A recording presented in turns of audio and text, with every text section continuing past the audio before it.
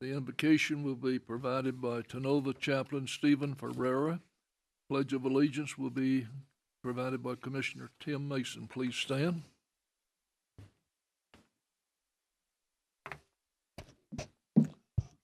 Thank you very much for inviting me here this morning, and all the chaplains and ministers that come to pray before you.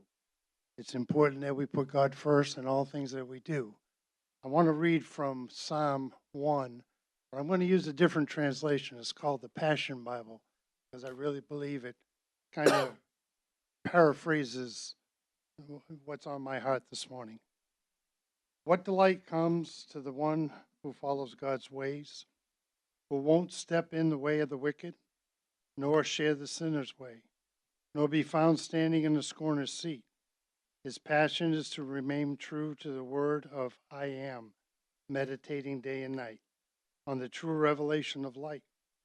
He will be standing firm like a flourishing tree planted by God's design, deeply rooted by the brooks of bliss, bearing fruit in every season of life. He is never dry, never fainting, ever blessed, and ever prosperous. So, Father, I pray this upon this council this morning. These commissioners, Lord, that have been put in these positions by you, voted by the people to do the people's bidding. Lord, may you give them wisdom, may you give them peace, may you give them understanding. And Lord, knit their hearts together as a cohesive team for this community. We are truly blessed to be in Cleveland, Tennessee, because it is a faithful community. We thank you for planting us here today. And Father, we give you all the praise, honor, and glory. In Jesus' name, amen. Amen. Pledge allegiance to the flag of the United States of America and to the republic for which it stands, one nation, under God, indivisible, liberty and justice for all. Thank you very much. Before I go to the report from the county mayor, I'd like to make an announcement on the constable position, 1st District, on the vacancy. And it sounds strange, the man was just elected, but we, after 120 days from the death of the previous constable, we're obligated to fill the position. And the one that was just elected does not take office until the 1st of September. And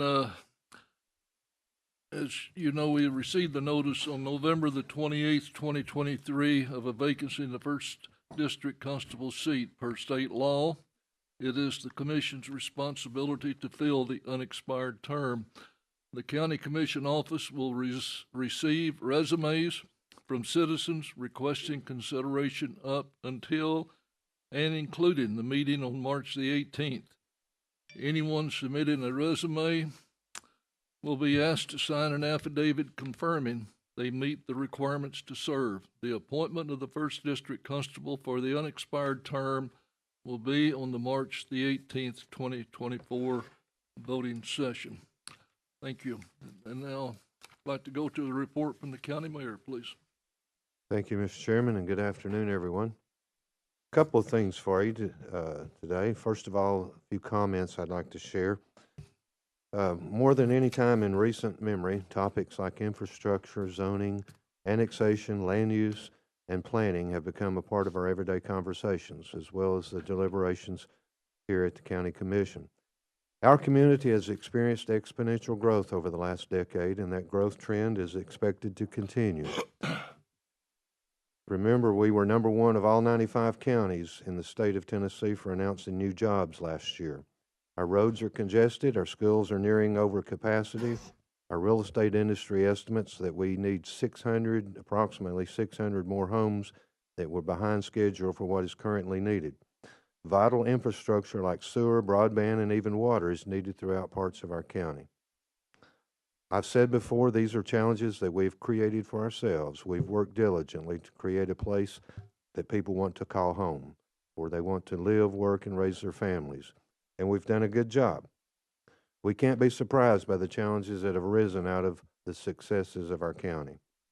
We're growing, Cleveland, Charleston, and all of Bradley County. Now, I know that many in our community don't want more growth. We all miss the small town feel that we once shared. While that's a very real sentiment, growth is happening. Our local governments have an obligation to plan and prepare for the future and the growth that is inevitable. The plans, tools, and resources that we've used to plan for growth are now nearly 15 years old. For this reason, I'm calling on the cities of Cleveland and Charleston to sit down with us to engage in a new joint strategic plan for growth and planning. I also propose and invite our partners in the cities of Charleston and Cleveland as we reconvene the Growth Plan Coordinating Committee to review and amend the Bradley County, Cleveland, and Charleston 20-year growth plan. This process is twofold. The Joint Strategic Plan is a collaboration between all of our local governments under guidance from professional consultants along with input from the community and provides an in-depth comprehensive plan for future land use, also for infrastructure expansion and growth. And the Bradley County, Cleveland, and Charleston 20-year growth plan that was originally adopted in the year 2000 was last amended in 2010.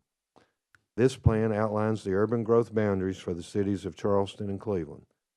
The process to amend the growth plan is outlined in state law and involves members of the Growth Plan Coordinating Committee and then final adoption of the amended plan by the Charleston City Commission, the Cleveland City Council, as well as this Bradley County Commission. There will no doubt be challenging decisions ahead, but I'm committed to working with each of you to make them. Now is the right time to do this. We have an opportunity to come together to work towards a common goal. What do we want our community to look like in 15 to 20 years? I look forward to working with the cities of Charleston and Cleveland and with each of you as we plan and tackle the challenges that we face together in a vibrant and growing community. Just some comments, but if anyone has any questions or comments you'd like to share, I'd welcome them at this time. Commissioner Blake, please. Thank you, Mayor. Apology on that. We've been kind of asking for that for some time, that growth plan that you referred to and those dates predate when the legislators changed forced annexation to applying for annexation. So I think that's one challenge right there. But my question, I guess, is what kind of time frame are you looking for to convene or hopefully get this done? Because as you see here today, we got some rezoning requests. Things are happening rather quickly. Well, it will take a while. Hopefully the amending the existing plan won't be quite as bad. The last time it wasn't. The original growth plan took a while because it's a very complicated, there's several members of the coordinating committee that have to be put together. I will plan on moving with that fairly quickly, but then that committee is going to have to work for a period of time to work on the maps and come to an agreement of what to come back to the three governing bodies to approve. So it will take some time, but probably months. I don't know. So on that same line, obviously I wasn't here when they did the first one or the amended one. Did they consult and use outside sources, quote unquote experts, during their meeting? And was there a budget? Keep in mind the two different things there. You're sort of referring more to the growth plan, the joint strategic plan, and that will be something that you all move forward with more than anything because you will need a consultant to work with. When we did that originally, it was the city doing a strategic plan, and then we piggybacked on them and used the same consultant and made it countywide. I would hope that something like that would work out again. The growth plan itself, you really don't need. I don't ever want to say you don't need professional help, but if you put together the coordinating committee, it has members from different segments of our community, and it's just a matter of where you agree to move that line to. That one is required by law to have. We're not required to update it necessarily, but it's time to. But keep them separate. I don't want the original one, the one you're really referring to with the professional people, to hold up this strategic plan. I'll go ahead and ask the cities to send in their committee members. I will name my committee members and bring that all to you all, and that will begin that process. And then it'll be up to that committee how fast they move. The strategic plan itself, though, needs to be, that land use plan that's referred to a lot here is just one page in that strategic plan. And that strategic plan will need to be done with help from outside. And also appointing, I would hope that you, the city of Cleveland, and everyone involved would appoint members to a committee to actually study that also. It could happen at the same time, but they are different. The strategic plan, you have a map now, and you'll be looking at where to change the lines. And so that shouldn't be that complicated, although it could be very well controversial at times, but it shouldn't be that complicated to do. Thank you, thank you. I hope that sort of answered Yeah, that does, your I mean, question. because, like I said, those plans, and the annexation, or not the annexation, the amendment to that was done for basically, exit 20 Spring Branch so that city could Right. operate that. It was needed, and that was why it was requested at that time, yeah. And so we're just looking to amend what's currently there from 2011. Well, which I agree with. part of my thing is to work with the city more on having some interlocal agreements possibly in place to address some of the annexation issues that have popped up recently. I think everyone will agree those aren't ideal. I agree.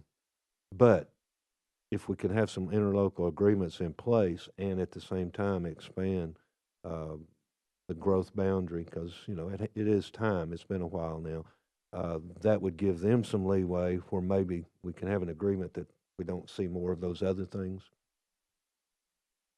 So, I mean, we come up with a new growth plan because we have one in place now, and I'm all for this as well, but it doesn't obligate them to stay within the growth plan, as we just found out. But Well, maybe during the conversations and the meetings, that's where the that can be interlocal articulated. agreements would come in. You know, the law is conflicting. The law says you can only do this in this area, but then over here it talks about this new law that's jumped on the scene recently, which totally ignores the previous law. I don't write those laws, but a lot of times you'll run into conflicting laws that ought to be fixed. I don't expect it will be. So we update our plan. We have hopefully some interlocal agreements in place in the meantime, and that's our way of sort of fixing it without changing the laws. Commissioner Thompson, please. Mayor, I guess what they're doing now, we'll talk about this going to be a few months down the road before we get involved. And what's going to happen in those few months? Right now, they're already doing their own thing, so. Well, and don't make it sound like that's why I'm doing this, but that would be one of the benefits of doing it. I'm proposing to do it because it's time to. It's been 14 years since it was updated. We're required to have it, and we ought to require ourselves to update it. So we need to get it updated, but one of the benefits might be that those things don't continue if we can get some agreements in place. And I think we can by expanding the growth boundary. But, you know, we're talking about months here. We're not talking about years or anything. So there's not any others happening today or tomorrow, so maybe there won't be until this can be done. Anyone else? Commissioner Rogers? Oh, you didn't? Okay. Commissioner Winters. So, Mr. Mayor, do you have a timeline at all you'd like to see the cities come together? Is there next 30 days, 60 I'll probably days? talk about that more next week, but I may have the announcement and my members for your confirmation next week. And a letter and information will be going to the other local governments. Now, they only have they don't have that many appointments, but you know what I'm saying? So I think everybody will be noticed, and then maybe next week I can answer that a little better. Today, it's more or less just a heads up that I think it's time to do this. I thought it was interesting, if you've been following Hamilton County, you know, in previous elections, I've often been accused of not planning as I should, but recently it was noticed in Hamilton County, they've never had a plan. We're looking at updating our plan, and Hamilton County doesn't even have a plan. They're looking at doing one, the first one. And because I guess the size of the city or whatever, I don't remember how the law was worded, but they weren't required to do the growth plan that we were back in 2000. That was actually a state requirement, and it was a good thing. It said cities and counties work together, come up with an agreed plan, and here's what you can do down the road. And how that other law slipped in there, I don't know. But probably next week, but in the very near future for sure. Yeah, I've been very vocal about the city and county working together in the long-range planning. As city residents who I represent, much of the finances will be coming from city funding if there is such a movement together. So I'm glad we're talking together, and I think our community will benefit from that. Thank you. Anyone else for the mayor before he carries on? Go ahead, Mayor. Okay, one other thing, I was giving it time to get around to you. This issue has been on my plate now for a couple of years, and we're getting very close. I'm bringing you the revised plans. The last time we're talking about the fire garage. The last time I brought you plans, there was lots of comments made. I wrote all those comments down. I think I've addressed most everything that was made in that meeting. Then we went to the fire department itself and went over the plans with them and got their input on what we should do differently. So after all of that, this is the revised plan. Now, compared to that previous meeting, and I don't remember when that was, but it was several months ago, the building did get larger. That was one of your all's concerns. It's now a 80 by 120 foot building, garage. It will have the things that we want in it that we would be moving to this building, which is a conference room with the proper square footage. One of the things that the fire department asked was to go from 3 offices to 6. The city has agreed. That's in these plans, 6 offices. It's got 6 bays. They're drive-through bays, but they could be 6 different bays, 6 doors. It's got a large storage area on one end of the building, and of course, it had a restroom in it already, but now it has a restroom with a shower. That was requested. So it meets all of their requirements and everything that we asked for. If you look at the second sheet, one of the things was to, because they're doing the grade work and all, is bringing the grade work down where they can actually drive out on the right side of the building, which would be back onto the road, as opposed to having to turn around and go back out. So not that that concerns you all that much probably, but that's been addressed in the new drawing. I'm comfortable, and I think that we'll be ready to move next week, but I know we'll be able to move with a resolution. What I'm requesting today is a resolution. Now, Crystal's on vacation this week, but when she gets back Monday morning, I'll get her to do a resolution for you to have. But I will be requesting a resolution that authorizes me to negotiate an agreement, the written part of the agreement. What you see is the plans.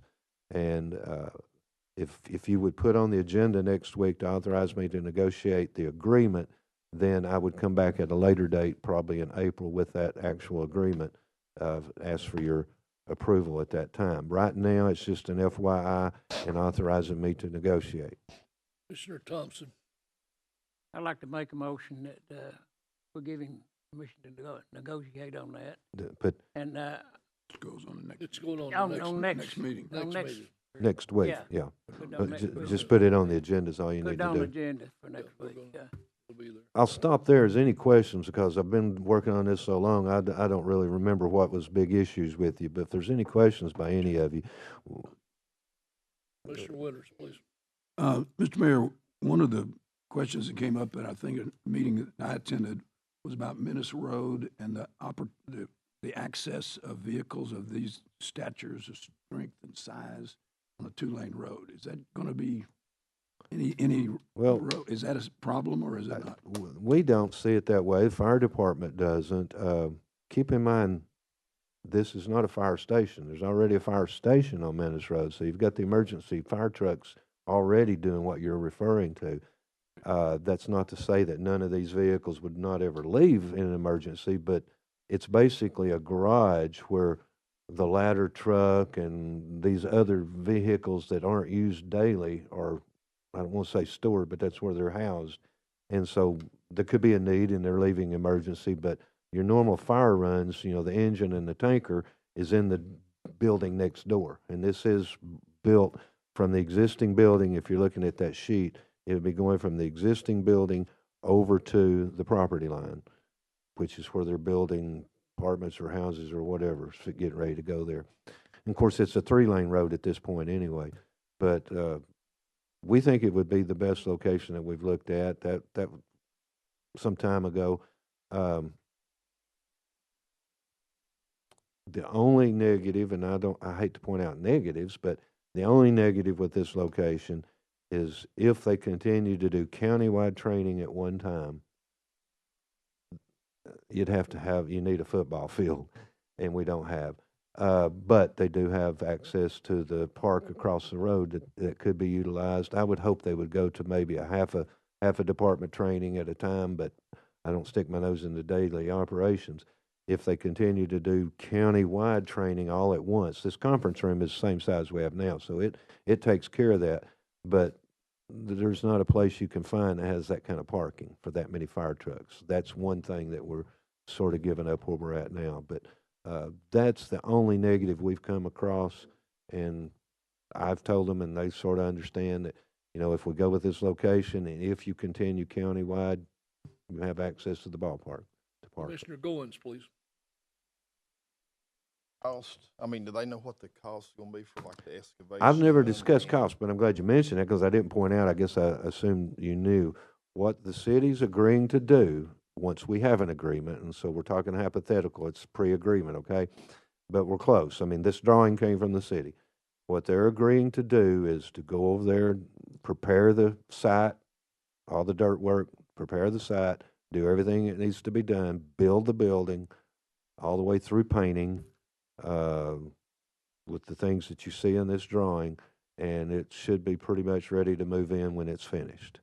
That was a term that was used, I think, by Mr. Winters before, turnkey, right? We've got it to that point. Now, it's not like a house where it's literally, but it's pretty much everything would be done and built. So I don't know the cost. The cost is on them. They're saying, we'll build you this building with all of this and then swap. And so the agreement that I come back to you with after you authorize me to negotiate the agreement will be an agreement that spells all that out. Does that make sense? You follow me? Commissioner Blake. So you don't anticipate us having to budget anything to make this happen? As of now, I do not know.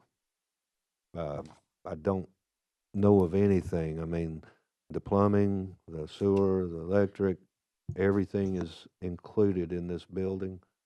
So that's been my goal from day one, is you get us what we need and we'll swap with you. And so you will be agreeing to the swap at some point. Commissioner Hughes. Mr. Chairman, I think this will be fun, honestly, but I would love for this to go to a fire committee for their support in this also. So as of March 18th at 11 o'clock, we'll set up a fire committee meeting. 11 o'clock, March the 18th. Yes. And I was totally expecting that, but that's why you're only authorizing me to negotiate. Go ahead and authorize me to negotiate while you're having your meetings, your committee meetings. Probably ought to be a joint building and fire, by the way, because it is a building situation. While you're having those meetings, I can be negotiating once you pass this resolution. And then after that, I'll come back to you with the final thing. Was that it? Yes, I think it'll be fine, though. It's gonna be at 11 o'clock before the voting happens, so. Well, that's, yeah.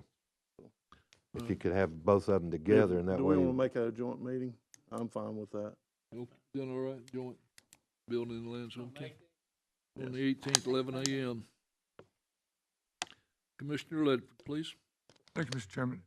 Who owns this land, or does the This city is on own this our land? property. It's on our property. So we already own the land? Yeah. So Yeah. they don't have to purchase the land then, so that's gonna be part. Right. We were trying to find a place to build it on property that we already own, because otherwise probably wouldn't have worked out. We looked at Dooley Street. A huge amount of dirt would have to be moved there, and really I didn't want to take the potential growth area away from the health department. Down the road, we'll probably need that property. We looked at Waterville. I'm trying to think, because this was done early on. We looked at the Waterville site before we put it up for sale. Everyone agreed that this was the best of the sites that we already owned without having to buy property, yes. Commissioner. Mr. Chairman, I have one more question. The general consensus of your fire chief and your firemen, are they okay with this? I mean, Yeah. what's their they- input? They are, and I mentioned that, but I'm sure some of you will go straight to them to verify what I just told you. After the last drawings that we got back from the city, I sat down with them and went over it, and they did have several changes, and every one of those changes the city has agreed to, so they're in this latest drawing. So I don't want to speak for them if you want to ask, but yeah, everybody should be okay. We made all the changes that were suggested, Thank you, Mr. and Mayor. I addressed everything except that parking thing that I talked about. Commissioner Rogers, please. Thank you. Mr. Mayor, this land, we own this land, you said, correct? So Yes. this isn't in the city, correct? This isn't city land? They've annexed all around it, but no. Well, if they're building this building, they're not gonna try and annex that as well, are they? It's one of the discussions and arguments we continue and will continue to have, yes.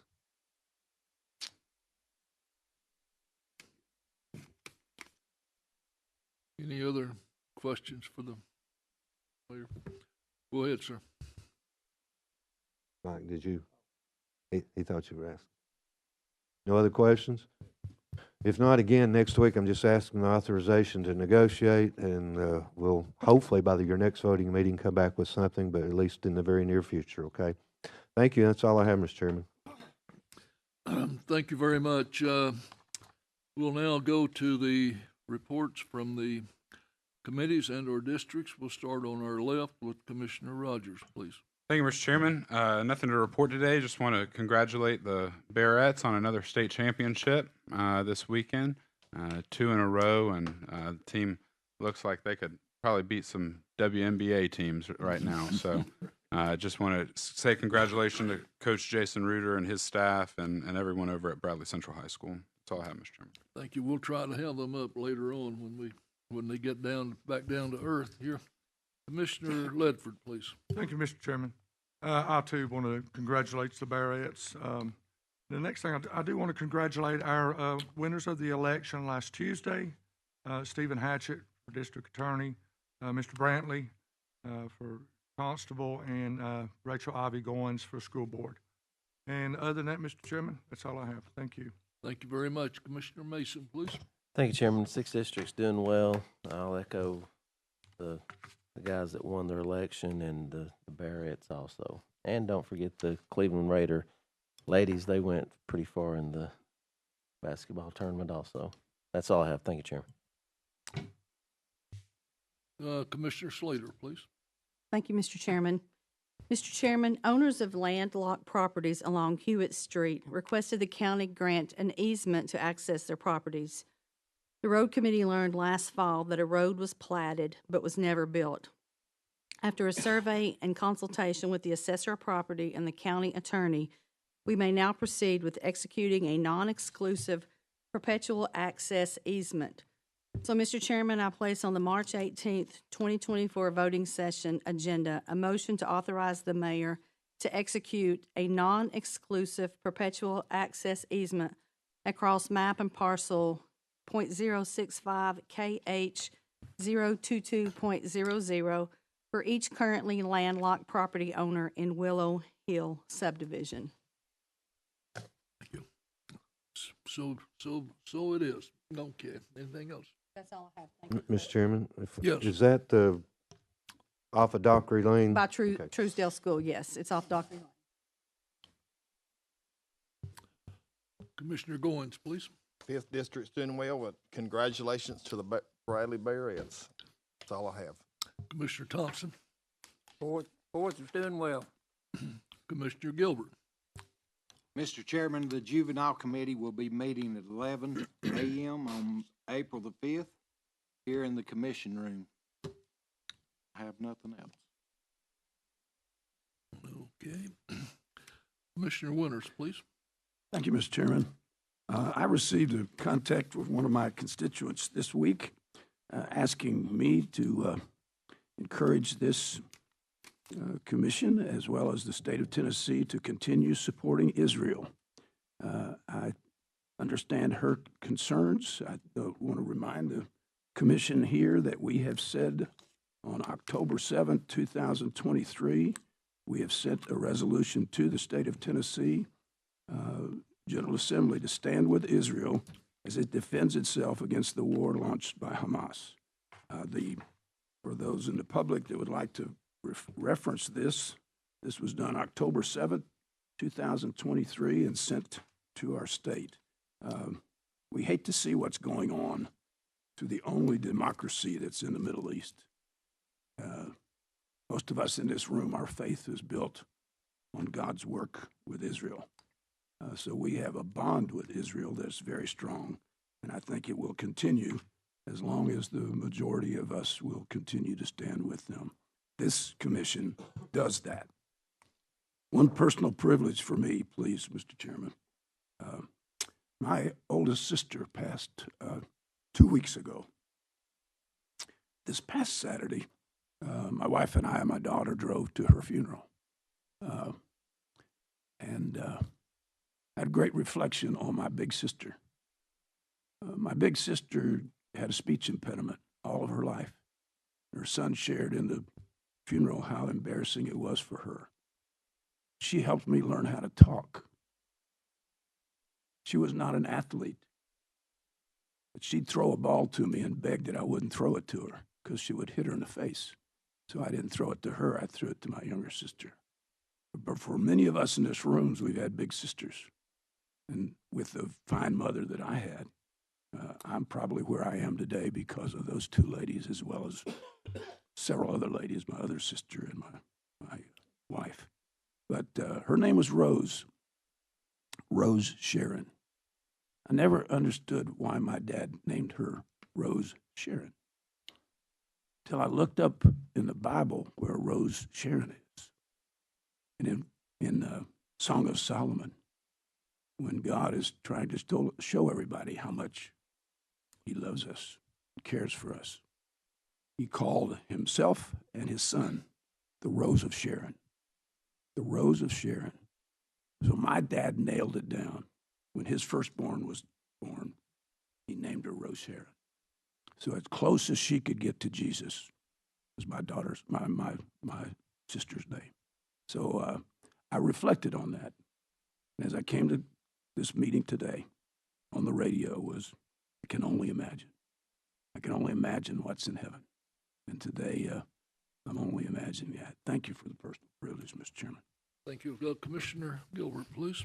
I'd like to echo the words of Mr. Winters about Israel and condolence to his sister. It is very important that we do remember Israel. And thank you, Bill. Thank you very much. Commissioner Collins, please. Thank you, Mr. Chairman. Condolences, Commissioner Winters, on the loss.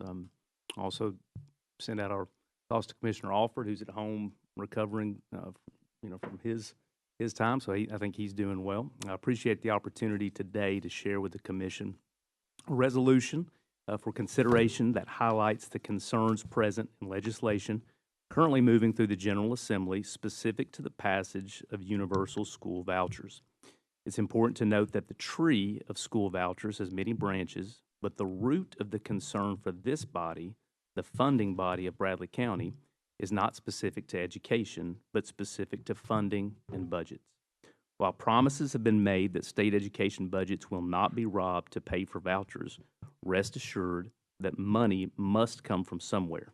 Infrastructure, public safety, roads, and all the like will suffer at the hands of private school vouchers. Current proposed legislation includes the possibility of uncapped universal vouchers, which provide public money for private school education. As we evaluate the state budgets that have experienced the political pressures of lobbyists and influential promises, we must look at the following examples. Florida's budget for vouchers, which allow for any family, regardless of income, to access $8,000 per child, has swollen from $300 million at the birth of school vouchers to an estimated $4.2 billion. Indiana has now moved its voucher budget to over $500 million, with 99% of the allocated money going to private school endowments. Arizona, a state that has experienced Republican leadership over the last 3 terms of governors, has had such a disastrous state budget as a result of yearly increases in universal vouchers that the state has now elected a Democrat governor to fix its now $300 million budget deficit. I'm thankful that these examples exist for our lawmakers to evaluate, to see the economic pitfalls of universal vouchers for state budgets, which will indeed trickle down to local budgets. Our current state budget allows for limited school vouchers in Hamilton, Shelby, and Davidson counties. These funds are available for the most at-risk students in the most failing schools.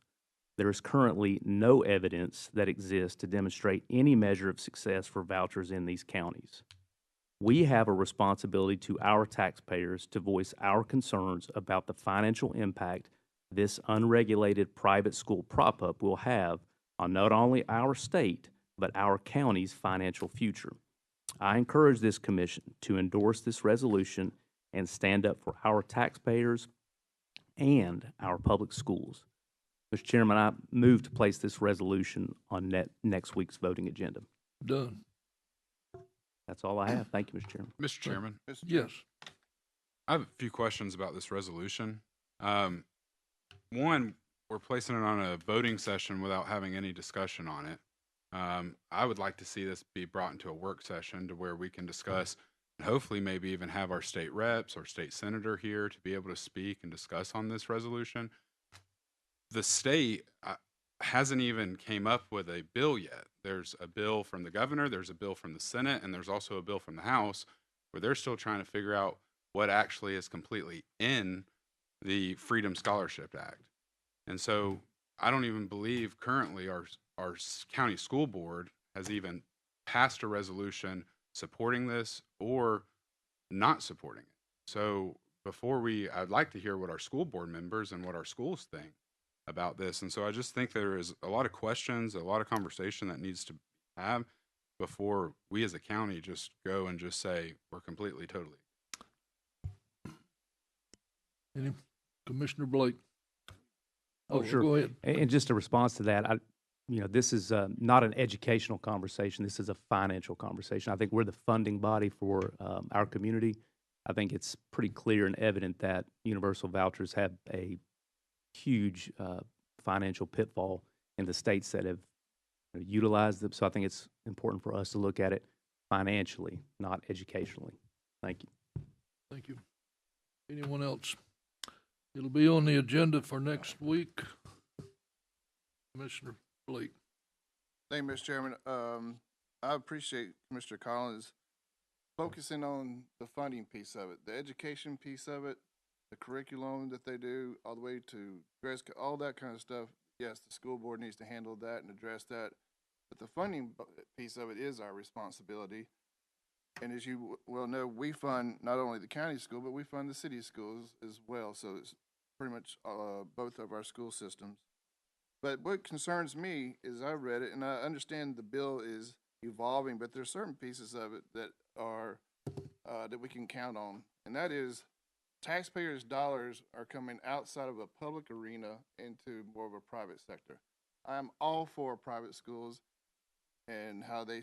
I went to a private school for a few years when I was in elementary school, but I have here the audit that we go through every year. The mayor, all departments, even the schools are accountable because the taxpayers, when they pay their property tax or they buy goods and services on the economy, pay sales tax, and they are owed accountability. They ask questions. They deserve rightful and truthful answers.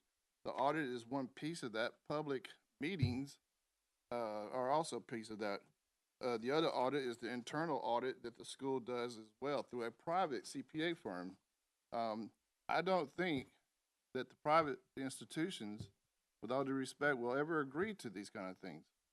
And that's where my concern is. You take public dollars where there's an accountability piece, and that's not there. So, and I only look at it from a financial point of view, like I said. The next thing is, I think the examples that we're giving are well documented, but when I was in college, I received a Pell Grant, and that was basically from the federal government, and all it did was federal dollars going into schools, and it just raised the cost of it, those schools. And then the last thing, we have a maintenance of effort responsibility, I believe around in the mid-30s, something like that, Mayor. It's going to be coming up in our budget, that we fund our education systems at a certain amount or more every year. And with all these things going on, I think that they have to address the maintenance effort. So I think this resolution is timely, and I think it sends the right signal to our legislative body that pay attention to the funding piece. The education stuff, I get, we'll deal with that over there. The school boards throughout the state and the state school board can deal with that piece of it. But the funding piece is a critical piece that we will have to deal with. Thank you. Commissioner Rogers. Thank you, Mr. Chairman. So my issue with this resolution is that it talks about seeking to divert public dollars away from public schools. And I understand, and I'm all for the funding, the issues bringing up funding. But the problem is we don't even know where the funding's coming from yet because there isn't even a bill that has been presented yet. So we don't know if the money from the state is going to be coming out of the public school coffers. Is it going to be coming out of the rainy day fund? Is it going to be coming from any other place? So I understand what you're talking about when you say that the funding, the state has this money and it's public money that's going to private schools. I get where people are upset with that. But those private school kids who go to private school, their parents are also paying state taxes as well. And so I understand where they are trying to put in a place for school choice. I understand what the governor's wanting to do. A lot of other states have done it. A lot of Republican states have done it. But I just think that we're opposing something where we're talking about financially. We're opposing something that we don't even know where it's really financially coming from. We just know that the money's coming from the state, and we don't want that. We just don't want this to happen. And so until the bills are passed and they're put out in action, I mean, how can we vote and oppose something we haven't even read yet? We don't even know about. But we have a pretty good idea because they've been on tour throughout Memphis to Johnson City, and if it comes from the rainy day fund, and one of the bills I saw, it's in their general fund. We're not allowed to put education dollars in our general fund, 101, to fund anything. Their fund is 141. So whether it comes from a rainy day fund or if it comes from a gasoline tax or anything, it's public money that was levied by the sovereign government of the state of Tennessee and the sovereign county of Bradley and the city of Cleveland. So it's public money. They're going to gnash that out, but it's not a donation. That's all I got to say. Thank you, Commissioner Collins. I appreciate Commissioner Rogers highlighting the fact that we've had multiple bills presented and yet a lot of secrecy and unknowns about the budget. So I appreciate you pointing that out because typically we would present a bill and the public would know where the money's coming from. It's ironic that we've yet to identify where that money is coming from. So thank you for pointing that out. Is that all you had, sir? Commissioner Blake. Thank you, Mr. Chairman. Also, Commissioner Winters, my condolences to you and your family during this time. Let's see, what do I have here? Really easy ones. Just to let everybody know, this Thursday, all the elected officials and the department heads will submit their budget request to the mayor's office. He'll compile those and get it to us. So we're making progress on the budget for the 24-25 budget. And last but not least, one other wish there, but this week, Bradley, Cleveland, Lee, and I'm not sure about Cleveland State, but I know those three, Bradley, Cleveland, and Lee, are on spring break. So I want everybody to have a nice week, safe. Everybody who goes to the beach, everybody comes back, right? So that's all I have. Thank you, Mr. Chairman. Thank you. At this time, I'd like to temporarily turn the chairmanship over to the vice chairman, and I'd like to speak as the commissioner from the 2nd District, and then I'll resume my duties after I can get through running my mouth here for a minute. As we all know, we have a wonderful new 108-bed Tennessee State Veterans Home in Bradley County. Many of us attended the June 22nd, 2023 ribbon cutting and grand opening. About a month plus following the grand opening, there were only 4 residents at the home. I contacted State Representative Kevin Raper and State Senator Adam Lowe last fall and was told the occupancy would be 20 of 108 rooms by December. We must remember that there is a waiting list of over 400 veterans awaiting admission. This information on the number was provided by the administrator to me last week. We must also remember that some of these veterans are potentially homeless and in poor medical condition. I visited the home last week, and the administrator confirmed that there were only 21 residents of the 108. Administrator told me they were awaiting required inspections and permits, mostly federal level and possibly state. I believe the issue of government bureaucracy, along with our elected officials and some appointees going to sleep at the wheel and failing to remember part of their responsibilities, is to represent their constituents and the needs of the veterans. I place on the March 18th, 2024 voting session agenda a motion to send a letter to our local, state, and federal elected officials, along with their state and federal Veterans Administration, requesting assistance in clearing the bureaucracy and filling our veterans' home with deserving veterans. Thank you. Any questions? I'll now reassume my role. And that will be done. That's what I get to do. Thank you. All right. Now we'll go to Commissioner Hughes, please. Oops. Mr. Chairman, I have 3 rezoning recommendations from Planning Commission to present today. You have heard copies of the resolutions and maps of all 3. The first resolution to rezone from Forestry Agricultural Residential District to Specialized Commercial District property located around, at or around 7896 Dalton Pike Southeast, identified by tax map 097 parcel 039.00. The purpose use is a Dollar General store. The Planning Commission voted unanimously to recommend approval. I place this resolution on the March 18th, 2024 voting session agenda. The second is a resolution to rezone from Forestry Agricultural Residential District to Specialized Commercial District property located at or around the 5800 block of Georgetown Road Northwest, identified by tax map 026 parcel 007.00. The purpose use of this is possibly a boat, RV, and storage open air, enclosed, or both.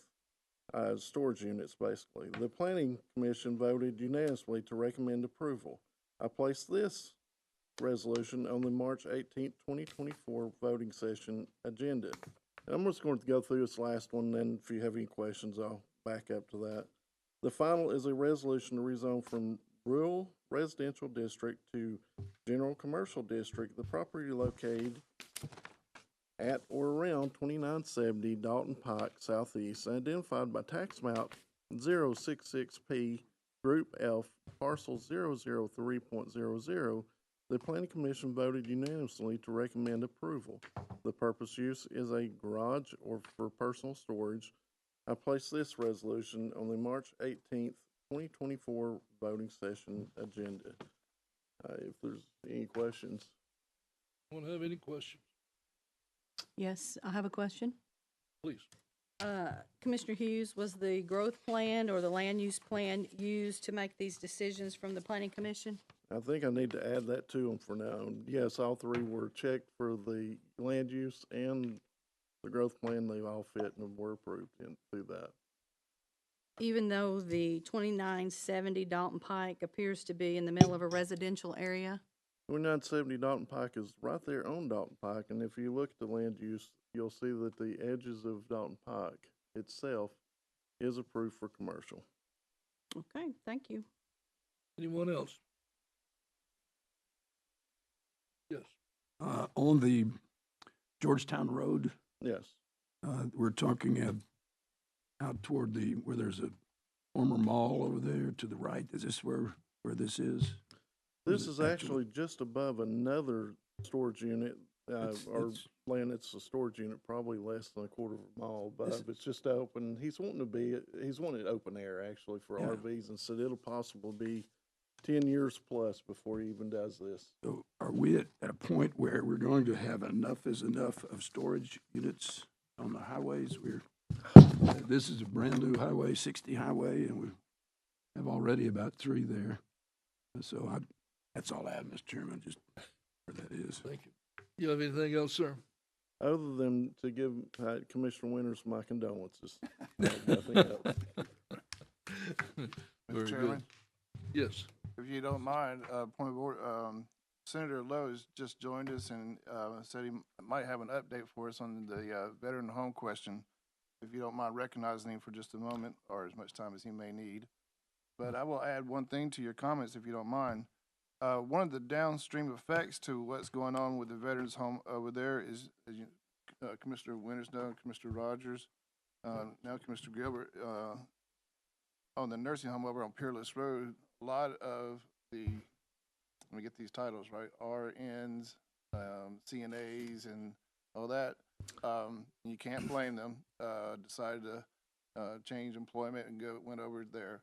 Well, because of what you stated, that the occupancy isn't where it is, they're not getting the hours, and that kind of stuff is going on. And some of them we've been able to bring back over to the nursing home, but not all. So that's kind of the downstream of effect, if you will, of not being organized and having everything ready to go, understand all the ramifications, dotting the I and crossing the T's on something like this. I appreciate you bringing that up. I know we'll recognize Senator Lowe here in just a second. It goes back to my point on bureaucracy, unnecessary bureaucracy, and people going to sleep at the wheel on their responsibilities on doing their job. Is basically what it amounts to. Somebody needs to get kicked in the rear end, get this thing moving. Senator Lowe, please, if you'd like to speak.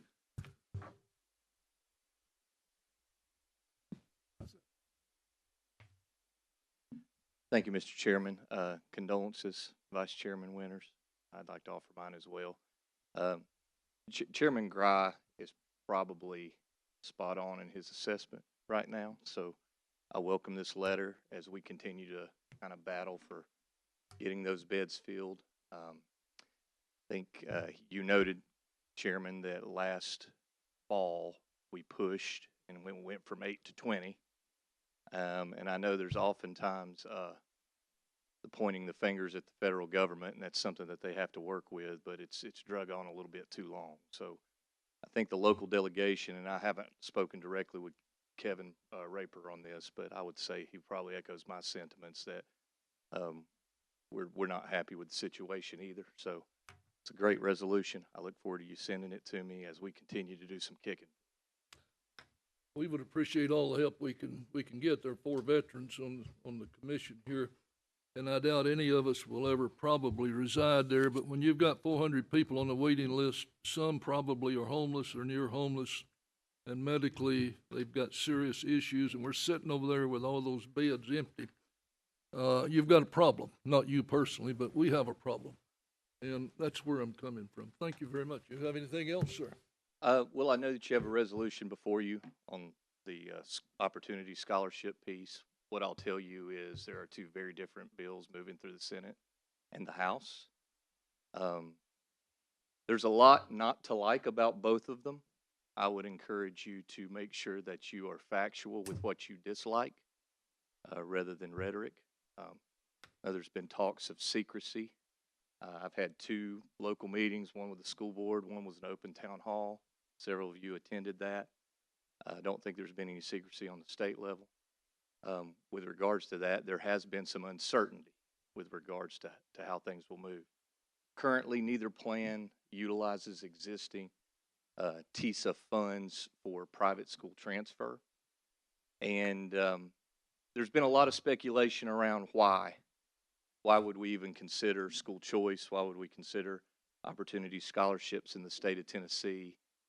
And what I'll say is look beyond kind of the superficial analysis of stuff. I'm arguably a benefactor of school choice as a kid that grew up in situational poverty. My parents, I literally lived the first 3 years of my elementary school career in a house with half a roof.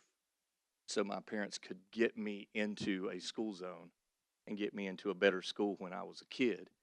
And it's sad that we had to live in those conditions, but it mattered enough to my folks. And it wasn't my test scores that mattered. That is one point of evaluation. What mattered was the satisfaction my parents had, the relationship they felt they had with the school, the condition whereby I was being raised, and the relationships I was developing, and what it was doing for me as a person. And oftentimes when we talk about school choice, we have to remember that giving parents a choice, that the chief measurement in that decision isn't a test score, it isn't academic achievement. Parents don't necessarily move for academic achievement. They move for fit. They move to be in a place where they think their child can grow and prosper. And I use this example quite often because here in District 1, we have had the most effective and efficient form of school choice, which is open enrollment. And it works very, very well for our district.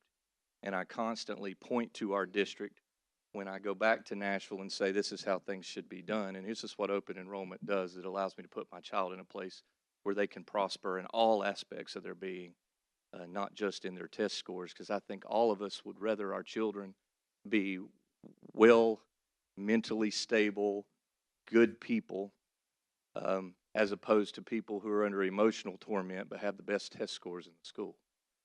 We would take that trade all day long. So if you have any specific questions, I'll be glad to answer them. Again, two very different bills moving. The House has a very pork-loaded bill with a lot of different things to it. The Senate's is a bit more streamlined. So, Mr. Chairman, I'll take any questions while I'm here. All right, open. Anyone? Commissioner Blake, please. Thanks, Senator Lowe, for being there. I appreciate your words there. What we were focused on today was just the physical financial piece of it. The academics we just talked about before you got here is over for your school board. I do appreciate the town hall, but correct me if I'm wrong in my way of thinking that when I pay my property tax or I buy something on the economy, that's my sales tax. That's the main source for the state, I believe. Whether I have a child in the school or not, I can ask the school board to be put on the agenda, and I can say whatever I need to say, obviously with professional and all that kind of stuff. I'm not hearing that accountability. And I said to them, we get audited by the comptroller for how we spend taxpayers' money, the accountability piece on that, and we have people come up here and ask us questions and express their concerns. I don't see that being part of any discussion up there. Well, it probably is, but I don't know. There's some who are for it. We've heard some of the private institutions say they don't want any part of that. If there's going to be an accountability piece, leave us out. And I don't see how you can use taxpayers' dollars that we levy because we're a sovereign government and not have the accountability piece. So that's and I'm only speaking to the money piece of it. Maintenance effort, you guys can work out the details. Most of the accountability discussed to date has been assessment accountability, whether that is those who voluntarily accept the Opportunity Scholarship, either presenting an equivalent test that's nationally normed or taking TCAP. As far as financial accountability, we do public-private partnerships all the time. You have private road builders building your roads right now that the state contracts with. There are plenty of places in government where the point of accountability is the expense government issues. And like I said, we see it with road builders. We see it with other aspects of government where we partner with private entities, for-profit entities to do certain services. That's essentially what's being proposed here. You have a governor who is proposed, we want to partner with private schools for the benefit of those families who feel that route best serves them. Now, some of the rhetoric around accountability has been, well, we're creating another entitlement. Well, public education is the entitlement. I mean, we're just expanding some free market well, I say we, I'm speaking on behalf of the legislature. The attempt behind the Opportunity Scholarship is to expand some free market principles and choice within the context of that entitlement. But public education is our largest entitlement at the state level, right? It's the thing, not only does the state fund in mass, but you guys even have requirements. You mentioned maintenance of effort, where you're required to fund. So most of it's been to testing accountability, but I would encourage you to look at that from a public-private partnership perspective. Boy, that's an alliteration right there, public-private partnership perspective. If I could chime in on that, Yeah. though, in your example, building a bridge and you contract out with XYZ company, you have that contract and that language in there, and that's kind of your quasi-accountability piece of it. I mean, they're going to have to negotiate. The mayor does that for us and stuff like that. You mentioned contract in that scenario, but then partnership in this. They're totally different things. I mean, are we going, is the state of Tennessee or Bradley County going to enter into contracts with private schools? I would venture to say if you're going to take the opportunity scholarship, you're going to have some sort of written agreement based on accountability. Both plans currently have that in there. Now, you indicated we may have a very real problem, and that's a market problem, which is, do we print a currency in an opportunity scholarship that a private school won't cash? There's no obligation under either plan for private schools to participate. So it's really up to them whether or not they enter into an agreement. And you're right, there's a difference between partnership and contracting. I'm using those phrases synonymously just because we're having a conversation. But yeah, there would be some agreement that the private schools have to sign on to, but currently the discussions of those agreements are very much around the structure of how they assess students in that program in both chambers. Only question I have, I appreciate you using the term rhetoric, because I think the governor has chosen some rhetoric that's pretty interesting when he talks about choice. Is it the parent's choice or is it the private school's choice? Because my understanding is the private school can choose not to accept the child. So whose choice is it, the schools or the parents? Thank you. Well, the only choice we're expanding is parent choice. Private schools can already choose whether or not they take children. It's not a matter of their admission standards. It's a matter of whether or not the parents who choose to engage in those admission standards receive some sort of support. And it's finally nice to have a conversation with you about this issue, Mr. Kyle, because I've wanted one for a while for us to hammer some of this out. I think there are a lot of misnomers when it comes to what it means that this program will be doing. We often talk about things we don't like that already exist. We already don't like that private schools are exclusive. We already don't like their admission standards. But those are present. Those are already in place. They're already doing that. Whether or not the state allows a private school to continue to pick and choose based on their admission standards is not where the state's currently engaging. And again, there's a lot to criticize, and that's probably a fair one. That's a point of contention. But the governor and some of the proponents of the voucher legislation or opportunity scholarship legislation have pushed that to empower a parent to choose would empower the parent to undergo the scrutiny of those admission standards. I wouldn't take my child to a school that they wouldn't want my child. And we have some local private schools that have already said they don't want these kids, and they're not going to take, hence the market problem that we may have. We very well may have a currency that those schools may not cash. But again, those standards are already in place, and those are already exclusive institutions.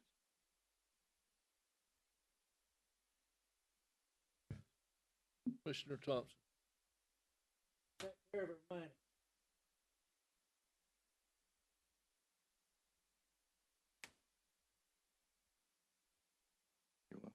Commissioner Gilbert. So what you're saying is the number one thing, the private schools don't want the state's money. I think the number one thing is most private schools don't want the state's accountability. They don't And I want would the say that state for telling them what to homeschool do. network too. And that very well may be an impasse. You know, are we trying, again, are we creating a program no one can use? That's a fair question. Depends on which program moves. It's been my number one question, right? If we're going to make a bold statement with $140-something million to create choice for parents in Tennessee, I want my parents to have more choice. I will say that the Senate version of this bill effectively institutes statewide open enrollment, which I've already praised in this meeting. I've already praised Bradley County schools for having. That's the keystone of that Senate version. It allows someone who maybe lives in an area that they can't afford the transportation to take their kid to the right public school or the extra tuition to go across boundaries into that public school. It allows them to tap that opportunity scholarship to go from public to public. That's in the Senate's version right now. If you ask me, that is a great opportunity for local families because we know, even with the development of the Pie Center, we have people who are wanting to take advantage and come to Bradley County schools, but if they don't pay property taxes to this county commission in Bradley County, they have to subsidize with a tuition. You're saying they can tap into that money? Currently in the Senate's proposal, yes. Thank you, Senator. Anyone else? Mr. Hughes? Senator Lowe, I have one question. The biggest question to me is it's honestly one of the things that I agree with Commissioner Rogers about. We don't really know what the resolution or the bill's going to be yet. And do we have any idea of timeline of when we may know what the exact wording of that is? Many of us have been very frustrated with the pacing of how this has developed. I had hoped that you guys had had a concrete plan and language, and our school boards had had that much sooner in this session than there is now. It's the nature of our system, right? The House and the Senate are moving with two different versions of the bill. What will happen is once they pass their versions, both bills will come across the chamber into the other chamber, and we will have an opportunity first and foremost to conform and substitute to the other chamber. So the Senate could say, well, we like the House's version, we'll take the House's version, we're done. House's version moves forward into law. Vice versa, the House could say, we like the Senate's version. More often when there's an impasse and two bills like that, it goes to some sense of a conference committee. And that conference committee will sit down and hammer out and broker what's important to each chamber to come back to the chamber for approval. What we do know in both versions is you have an external pot of funds, not currently under the mothership of public education. External pot of funds coming from the general fund right now because we have surpluses to use that could be used to subsidize some sense of scholarship. Now, the House version has a lot of other perks in it, not even related to the scholarship version. It's really an omnibus bill that provides for some capital outlay maintenance to public schools. It provides some other stability to retirement. I really encourage you to dig into that one because it is a bag of goodies right at the moment. And because of that, it's getting upwards of $400 million. So back to my former colleague from the fourth statement, take care of our money. I think the Senate's trying to take care of our money as we get into that realm. So that's the process. I don't particularly think it's been fair to our school boards or to you as the governing body for it to be so ambiguous on what's moving forward. So I'll say we'll have to watch in real time. My school board chairman, my directors, when new versions have gotten dropped, when the amendments from each chamber came out, I forwarded them immediately for consideration because they asked for that. I've tried to be out here in public forum anytime there's been a substantive change in the move of the vouchers. And so we will ultimately see that conference committee will dictate the final form that eventually we vote on if they can come to some consensus. If they don't come to consensus, we've not passed anything. It's still kind of hanging in purgatory, and we'll have to take it up again next session. If I understand this correctly, the two bills that's out there may be totally different once they possibly go to where you can vote on them. And there's really no timeline on this. Correct. I will end up voting on, assuming it passes, and it's passed out of Education Committee, it'll come to the floor. I will vote only on the Senate's version. The only opportunity I will have to vote on the House version is when it comes over to substitute and conform, or it comes out of conference and there's some hybrid between the two bills. I would be remiss if I didn't put my 2 cents worth in here, Adam. Let's take two people, you and the pastor sitting there beside of you, stand side by side. My concern is that we have the same restrictions on both of you, not one of you. And as I understand it, there's no accountability compared to what the public system has that when we turn this money loose. And I'm not in for a debate on it. I just suggest to you that we treat each person fairly, okay? If you're going to require this over here, require it over here. And I think it's only fair. That's all I have to say. I just wanted to inject. Anybody else? Thank you very much for your time. Thank you. I appreciate what you guys do and everything you've done to communicate with me and make me a better statesman in Nashville. Thank y'all. All right, is that all, Commissioner Hughes? It is. All right, we'll now move on to the agenda items. Agenda item A, Commissioner Tommy Ledford, please. Thank you, Mr. Chairman.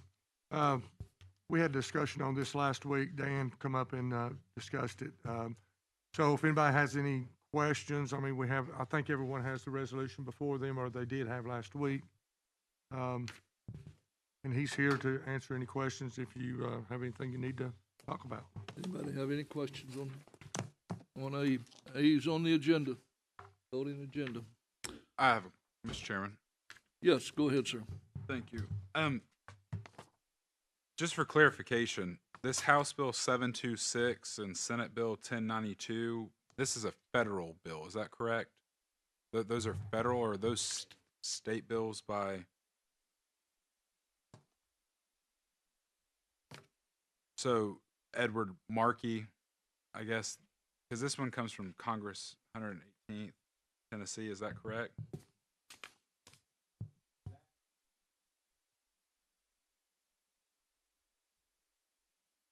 No.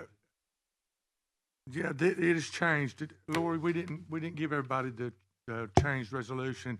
It's a different resolution. I got it. I picked it up from Crystal. Yeah, that's not even the bill anymore. It's a different one. We've not handed out copies to everybody on this changed one. Okay. Yeah, those bills are not even there anymore. It's these. Okay.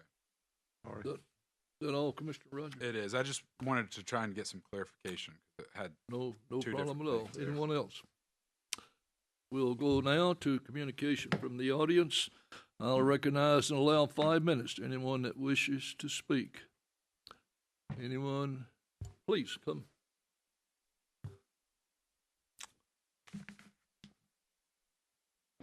Deborah Gleason in District 4.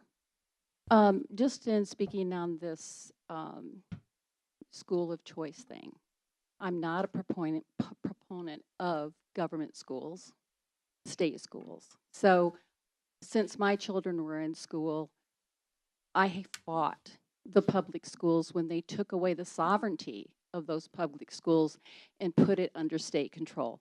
That's why I'm against public schools. I think there should be sovereignty.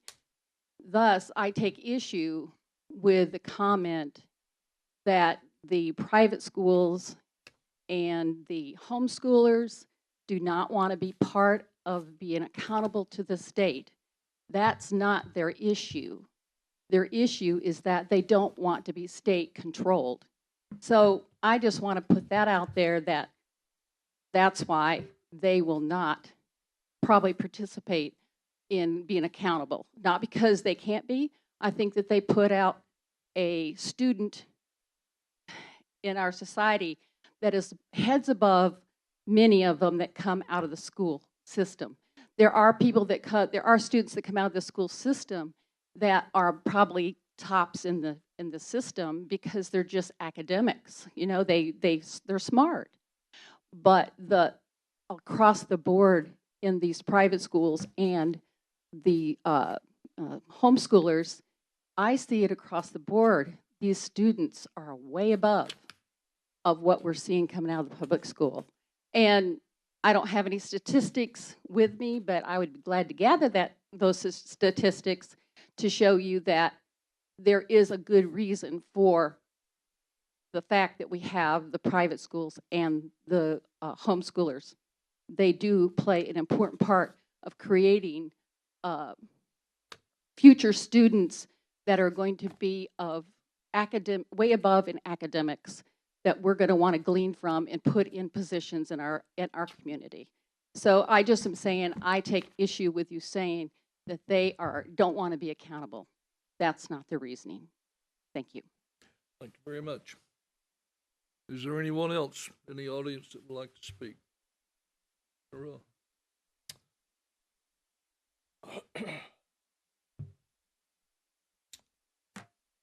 day, folks. Couple things, and I just want to add something real quick. On this whole school bill, what I think the question that everyone should ask, proponents, opponents, is once the institution accepts the funding from the state, does that at that point require them to use the curriculum of the state? I think you need to research that because you'll find it very interesting. On this resolution for this bill that Tommy put forward, I just want to read you a couple of things and so maybe give you a little like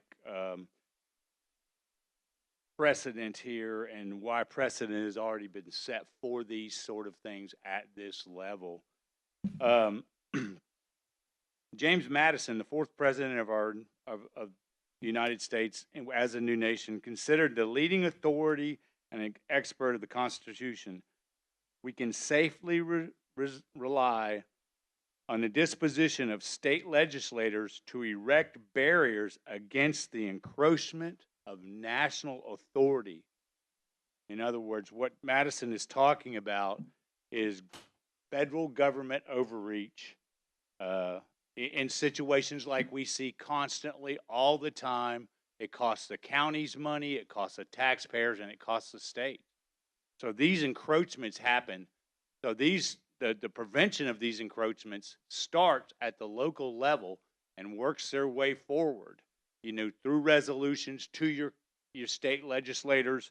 And a point to emphasize here, once again, is the original intent of the founders to maintain the federal sphere, the control of the federal government, as small and impotent as possible.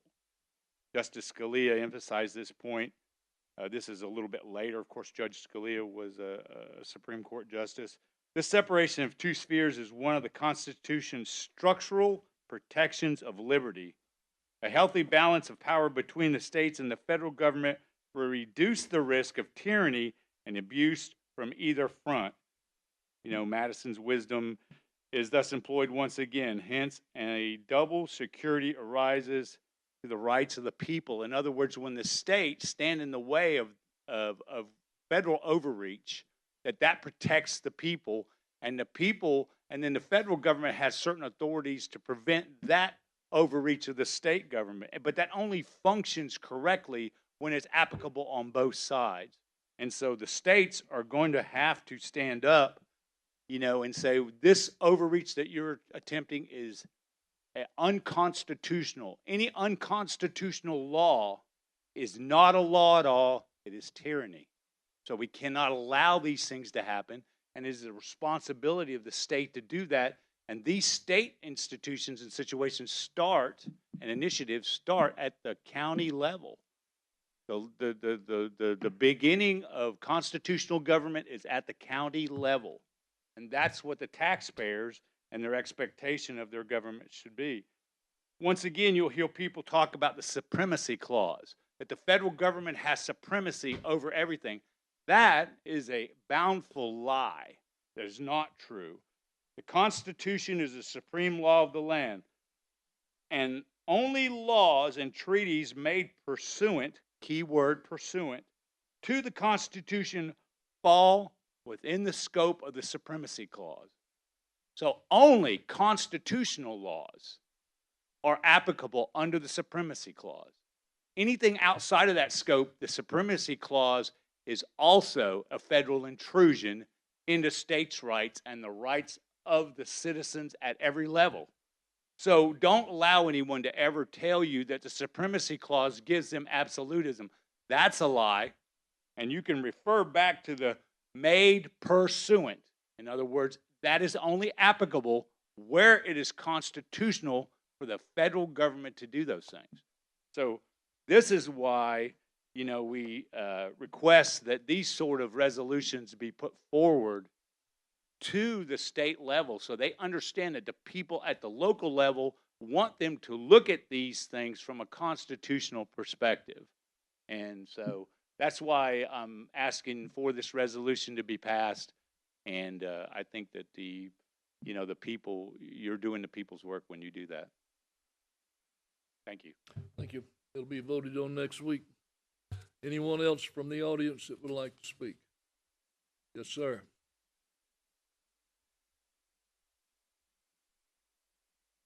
My name's David Hanna. kinda new at this.